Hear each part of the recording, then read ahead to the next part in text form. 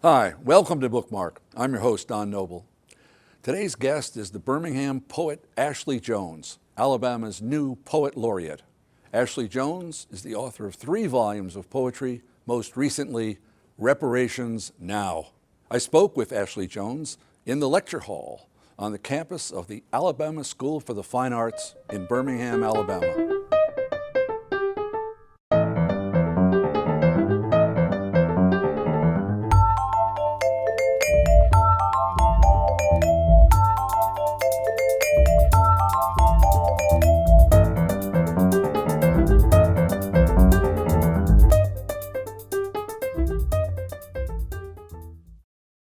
Ashley, it's nice to see you again. Nice to see you too. We had a wonderful time in Montgomery, We did. and when the governor was kind enough to put on a very pleasant, nice ceremony to make you the new poet laureate in the capital of the Confederacy. Yes, unfortunately. You must have that day, you must have had a nice mix of this is wonderful and oh my gosh. Yeah, I definitely felt a lot at once. Going to Montgomery in general, you kind of feel the ghosts of that place. And going into that room, I was obviously nervous because it's a big ceremony and the start of a really big chapter of my life. But when a friend of mine pointed to the plaque and said, "Oh, do you see that?" Even before I saw the plaque, I thought, oh no, here's the moment, that happens almost once a day where I'm reminded, of the history that I'm carrying and the history that exists here on planet Earth, really, but in Alabama specifically. And the plaque, of course, said that this was the room in which it was decided that Alabama would secede from the Union. So there was a lot of interesting juxtaposition there for me to be the first Black person, first person of color, youngest person to hold this position in Alabama, right in front of that plaque, which represents the opposite, of what I believe to be true. So Those moments and your moment and a number of people in the last few years have had moments like yours, first of this or first of that or a promotion or something that has a little jangle in it. But I was there, of course, and it caught me, of course, caught my eye as well because the plaque was right behind your head for a while you were speaking, and I had those thoughts. But I also thought, isn't it nice? Isn't this a good thing? Look at the difference between that and where we are now. I'm not a particularly optimistic person, but there are moments which you can spin that way. yeah, I think I'm also maybe not particularly optimistic. I mean, as writerly people, it's hard to be, because you can see the dark underbelly of everything. But I did feel really proud to be breaking that barrier in that moment. Of course, the plaque exists, and so many other things exist in our daily lives that remind us of what people believe about us. But the fact that I made it to that place and that I can hopefully keep the door open for anyone to do this job or any other job they'd like to do, I felt really good about that. Well, this is your first time on Bookmark. Yes. So viewers do not know you unless they know you personally. So tell us about yourself. You are, I think, a Birmingham girl to start Yes. with, right? Yes, born and raised in Birmingham. Where'd you go to school? I went to lots of schools. I started at Epic Elementary, which is on the south side. And then for 6th grade, I attended W.J. Christian Middle. And then for 7th through 12th grade, I was here at the School of Fine Arts. Oh, you were? Yes. Oh, yes. how nice. Yeah. Yeah. And then I went on to college at UAB and grad school at FIU in Miami. Florida International, it hasn't been there forever, for one thing. I mean, it's a relatively new university. And you must have had a reason for going there. Why did you want to go to Miami? Why did you want to go to Florida? Well, it's funny you should say that because I definitely left as soon as I was able to leave. But I wanted to go to Florida because it was close enough to Alabama, but also because my parents spent some time there. Our family kind of started there. My parents met in Montgomery at Alabama State University, and then they spent a few years in Boca Raton, Florida. So my older sister, was born there. So the start of the Jones siblings was there. So I always had this dream to go and experience that place. And this school gave me that opportunity, and it's also a financial thing. All of us who go to grad school know you're looking for whoever's going to help you pay for it. So they had a great package for me, and I went. And was it an MFA? It was, yeah. And then you came back here. Then I came back here, literally here, to the School of Fine Arts. Yeah, yeah. Over the years that I've been interacting and studying and reading Alabama literature, there have been several really, really fine writers who made it elsewhere and came back here and lived. The most famous, of course, is Harper Lee. But Winston Groom came back here to live. William Bradford Huey, who wrote The Americanization of Emily and other things, came back here to live. Hudson Strode could have taught creative writing anywhere in the world, and he chose Alabama.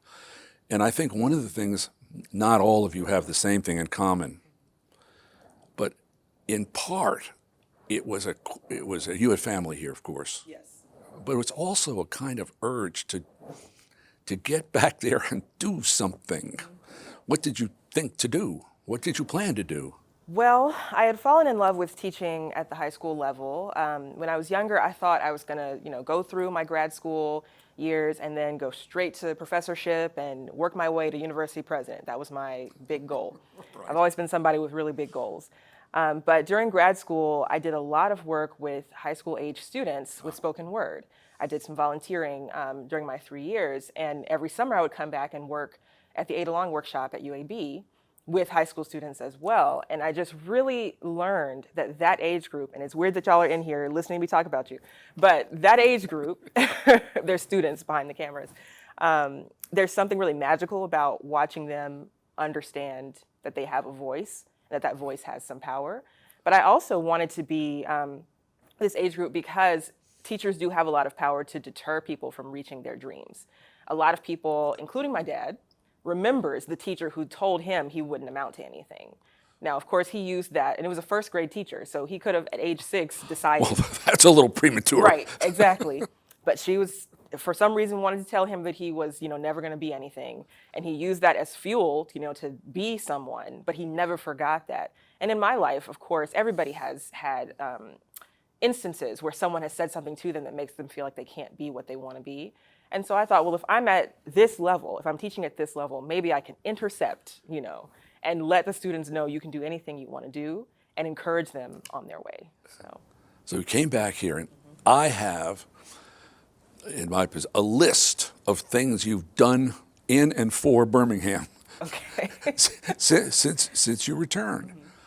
Magic City Poetry Festival is one, but you've either started up or aided and abetted a number of projects here. What are they, and how's it going? I mean, you're asking me to remember a list of things, which is sometimes difficult for me.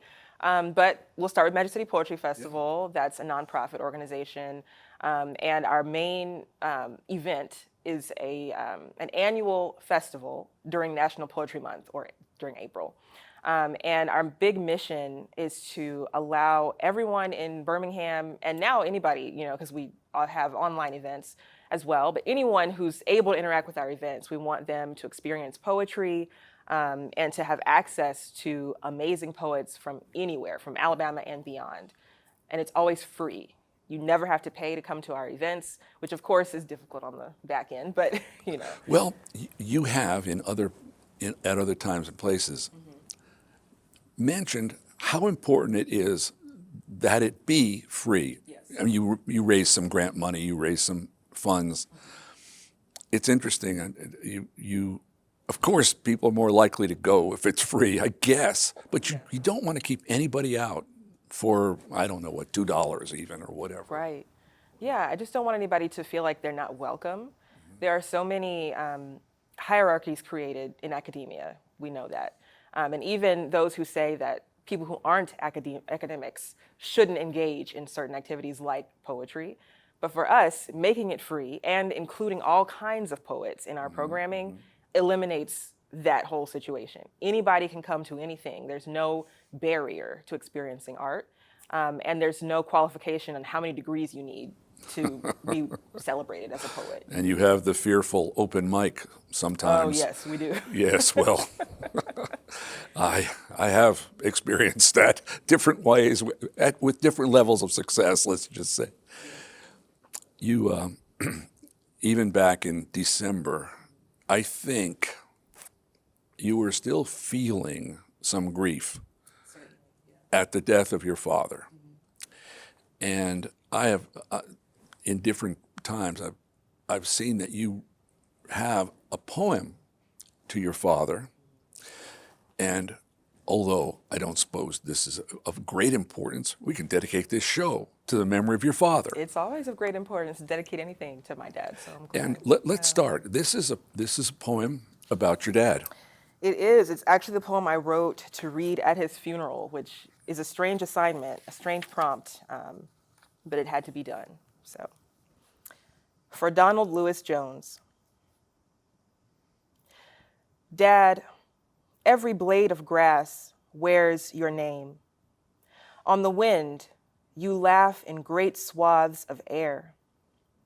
Now the days feel more like years because you're gone. Only memories hold your voice and the crack of your knees stretching in the night. Listen, I want to tell you about a man who was deliberate, delicate in his loving, complete in his care. Let me show you my skin, my blood, which is his. Even the sunrise I hold with his eyes, which are my eyes, my heart, which is his. In the quiet times, we wonder where you are. Sometimes feels like your truck will turn the corner just in time for dinner, your keys chiming up the stairs. Out in the garden, your plants still grow. Now we will give them water and time. Every season, a harvest started by your hands, showing your love, all-encompassing, forever. Of course, I was not at. Thank you. See? I was not at that ceremony, but I'll bet anything that it knocked them out. I guess so. I don't remember much of it, honestly. I mean, it's a blur, you know. Poets, not all poets are Wordsworth. Not all poets are romantics and in love with the outdoors. You are a city girl. Yes, deeply so. But your father, Yeah. you often spoken about your father, who really had a green thumb and was well, before that, your father, who did amount to something. He did, that's yes, right. in spite of his first grade teacher. Yeah. What did he do? My dad was a fire chief. He worked for Birmingham Fire and Rescue for, I think, 29 years as a fireman, and he worked his way up all the way to assistant chief. He was a paramedic, and he his last job, when he died, actually, he was the first black fire chief of the city of Midfield. So that's what he did, Great. for a living, save Great. people's lives. Yeah. Did you worry about him? When Did I you was and your little, mother I worry didn't. about him? You know, she probably did. Yeah, As yeah. a child, it didn't even faze me that he was going to be a fireman. I didn't even understand what that meant until I got a little older, and I was like, whoa, like, should you really be doing that? That's a lot, you know. And then when he would come home and tell us the stories of trying to save someone's life as a paramedic, and sometimes I didn't make it, it freaked me out, you know, to know that he was that close to death, or that it was held, like, in his hands in some ways, you know, if somebody was on their way out and he had to try to save them. But that's just the kind of person he was. He didn't feel, you know, scared of it. He was ready to meet the challenge. So, you know. On television, firefighters they're presented very well. I mean, they're bigger heroes even than policemen. In fact, every once in a while on some television show, there's a conversation between a firefighter and a policeman, and the firefighter always says, yes, when the building's on fire, we run in. And Yeah. it always chills me. But besides his vocation, his avocation was he was an avid gardener. He was. And you're a city girl. And so, well, he was a city boy, I guess, basically, because he was gardening in the backyard, really, right? You weren't on a farm. No. Did you pick up any of that? Not at all. Do you write about it? I do write about it. People have assumed that I'm like somehow good at gardening just because my dad was really great. But all I did was assist. He would tell me what to do, what to pick up, what to shovel.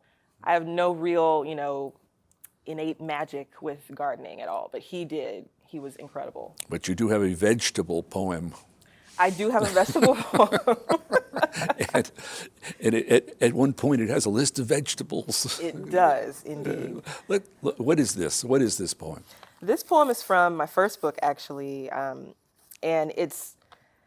I'll talk about it afterward because I don't want to ruin the ending. But it's called List of Famous Alabama Slaves. Jenny, who begat Jake, who begat Charity, Lizzie, and Rev, who begat Esther, who begat Daniel, who begat Dave, Georgia, George, Emma, Oliver, and Morgan, who begat Alonza, who bought his own farm, which begat tomatoes and carrots and collard greens and watermelons and corn and green beans and blackberries and a single perfect peach and absolutely never any cotton.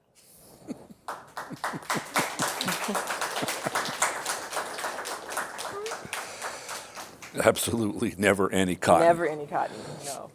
I've just been reading a book about antebellum Alabama. And one of the crazy things is it has nothing to do with poetry at all. It has to do with cotton. The price of cotton ran loose over a period of 20 years, anywhere between 5 cents a pound and 31 cents a pound. And it made people rich and bankrupt over and over. It made everybody who grew cotton crazy and neurotic, besides their natural neurosis. Yeah. Part of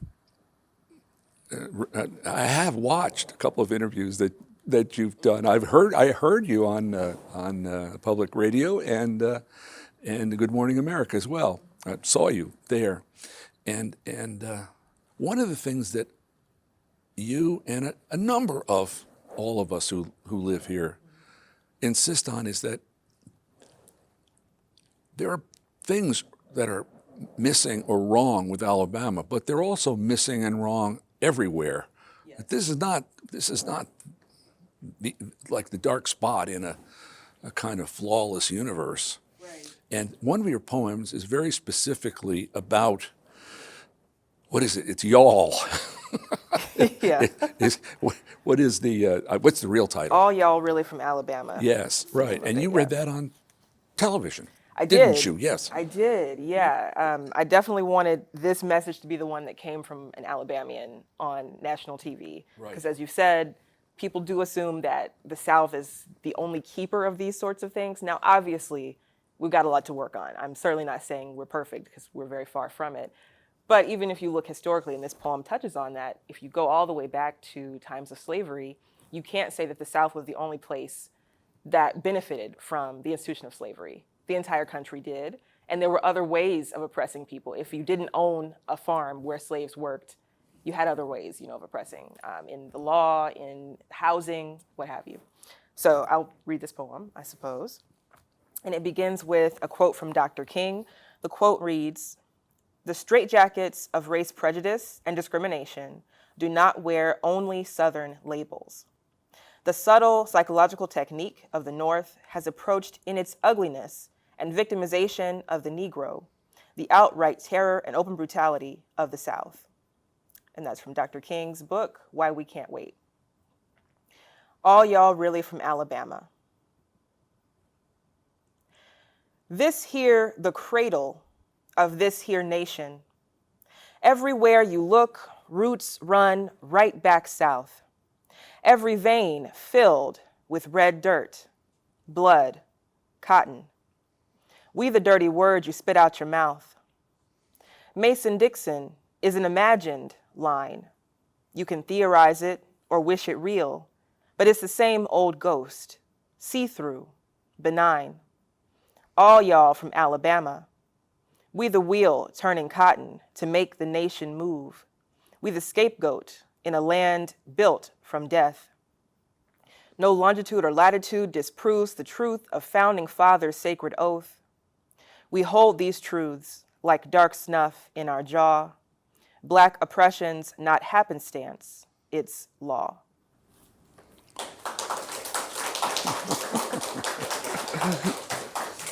Thank you. You have 3 books of poetry now, I and and we have them. The most recent one, Reparations Now.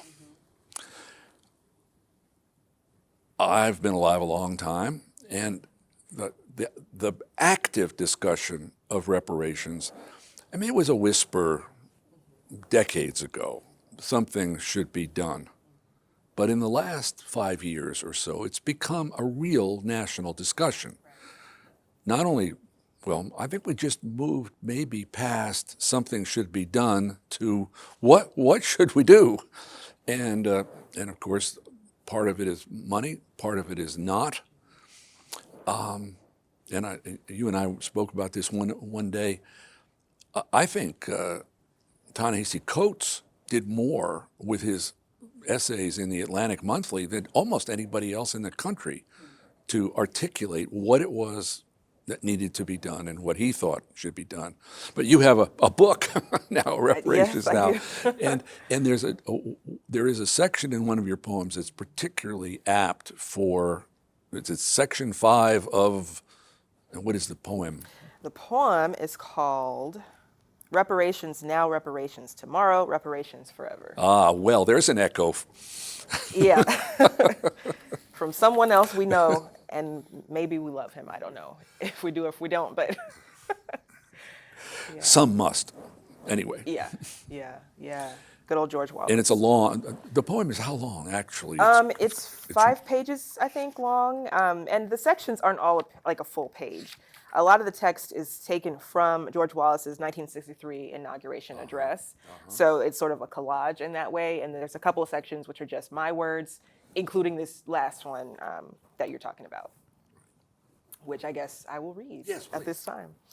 So it's called A Case for Reparations. I'm going to warn the students, there's one word in here, and it's not really that bad of a word, but you know I don't curse at school, but it's in here, so just brace yourselves. Sorry, boss in the back. A Case for Reparations. When, Governor, can we enjoy the full richness of the great American dream? My grandmother was a sharecropper. My grandfather beat his black wife and black children. My uncle was arrested for a crime he didn't commit. In America, even the shadows of black people are black enough to hide all innocence. Some nights, I dream of being killed like Emmett Till, or Trayvon Martin, or Sandra Bland, or insert black person's name here. Some nights, I insert my name there. Is that the American dream? Governor, president, mayor, boss man, woman with a cell phone or a police badge or a bank account and the skin tender enough to make murder legal. When will you be tired of the taste of black blood? Sometimes I'm singing a song and you make that feel like death. Sometimes I'm dancing a dance and you make that feel like shame. Sometimes I'm sitting on my porch just trying to eat a damn melon and you make that feel like I'm selling my black soul. My parents told me I could be anything, even God. That's the least I'm owed, to know I'm worth heaven, yes, but also worth a life on earth. My mother told us we were pretty enough to be dolls, pretty enough to be praised in the book of Barbie. That's the least I'm owed.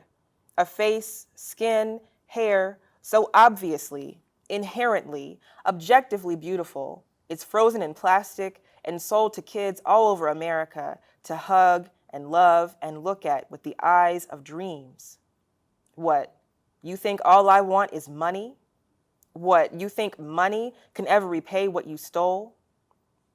Give me land. Give me all the blood you ripped out of our backs, our veins. Give me every snapped neck and the noose you wove to hoist the body up. Give me the screams you silenced in so many dark and lustful rooms. Give me the songs you said were yours, but you know came out of our lips first. Give me back Martin Luther King Jr. and Malcolm X and Medgar Evers. Give me back the beauty of my hair, the swell of my hips, the big of my lips. Give me back the whole Atlantic Ocean. Give me a never-ending blue and a mule.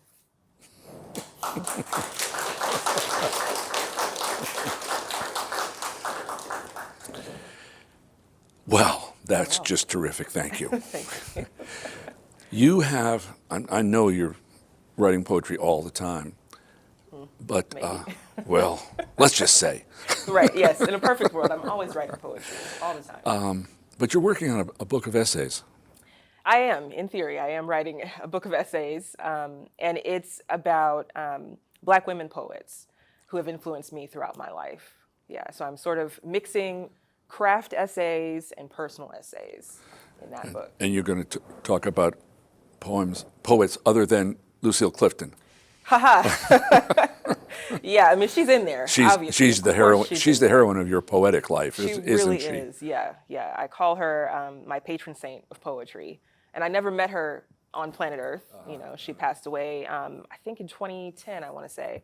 But I've been able to meet her through her poetry, and I've been able to meet her daughters as well, which has been a sort of way of knowing her too. I've been interviewing writers for a long time, and a huge percentage of the writers that I speak with teach writing. And I don't do this as often as I used to, but I used to always ask, can writing be taught? Oh no. And I got one gets a spectrum of answers. Yeah, yeah. From I just make it opportunity possible, or at the other extreme, some people are very, very hands-on, word to word. Can poetry be taught? And in 1 minute, how do you do it? You probably should ask my students that question. I mean, I think anyone can write a poem. That is possible. I don't think poetry is like the life-giving balm for everyone, and that's all right. Can I teach anybody how to write a basic sonnet? I think so. Right. But that doesn't mean they're going to love it in the same way that I do. And I don't think it's my job to only teach to those who have it burning in their hearts. Whoever wants to learn it, I'm happy to teach them.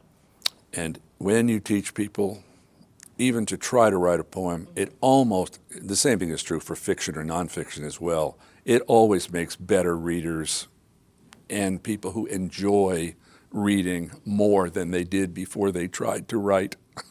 For sure, because they appreciate it a lot more. Well, Ashley, thank you very much. We're out of time, but this has been a pleasure. Thank you so much, Don.